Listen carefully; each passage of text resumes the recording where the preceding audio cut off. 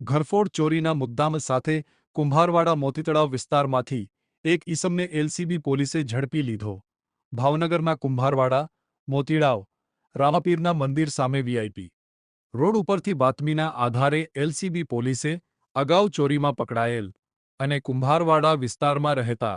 ઇકબાલ ઉર્ફે ચીનીને કાળા કલરની બેગમાં શંકાસ્પદ દાગીના તથા રોકડા રૂપિયા સાથે ઊભો હોય જે અંગે તેણે કોઈ સંતોષકારક જવાબ આપેલ નહીં, જેથી તેની પૂછપરછ કરતા જણાવેલ કે ગત 22 તારીખના રોજ રાત્રિના સમયે કુંભારવાડા ગિરનાર સોસાયટીમાં એક મકાનમાં બારીમાંથી પ્રવેશ કરી ઘરમાંથી સોનાની બુટી સહિતના દાગીના, મોબાઈલ અને રોકડા રૂપિયા 50,000ની ચોરી કરેલ હોવાનું જણાવતા જેથી બોરતળાવ પોલીસ સ્ટેશનના વિસ્તારમાં થયેલી ચોરીનો ભેદ ઉકેલી વધુ કાર્યવાહી થવા માટે તેને બોરતળાવ પોલીસ સ્ટેશનમાં સોંપી આપવામાં આવેલ.